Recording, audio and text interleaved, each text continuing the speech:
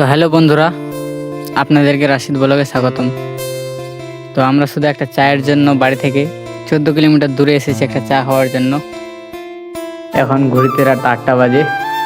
তো আমরা এখনও পৌঁছাইনি, আর একটু পরে পৌঁছায় যাব চায়ের দোকানে। এখান থেকে আর একটু সামনে চায়ের দোকানটা।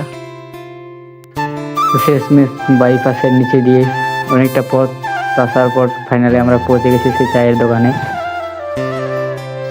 রাত্রের কারণে ভালো করে ভিডিওটা নিতে পারিনি। তো এসে সামাদ কাকা চলে গেল চা অর্ডার দিতে, আর এদিকে ছোট কাকা ছোট বাচ্চাদের মতো করছে। দেখতে বড় হয়ে গেছে কিন্তু এখনো তার অভ্যাসগুলো শুধরায়নি। এদিকে টেবিলে চাও চলে এসেছে। অনেকক্ষণ ধরে গল্প করতে করতে ফাইনালি আমাদের চা খাওয়া শেষ। তো সামাদ কাকা এখন বাড়ি যাওয়ার কথা বলছে। তো আমি বললাম যে বাড়িতে না গিয়ে রাতটা এখানেই থেকে যাবো, না হলে। অনেকক্ষণ ধরে কাকার সাথে মজা করার পরে আমরা শেষমেশ বাড়িতে চলে যাচ্ছি। তো আজকের ব্লগ এখান থেকে শেষ। আবার দেখা হবে পরবর্তী ভিডিওতে।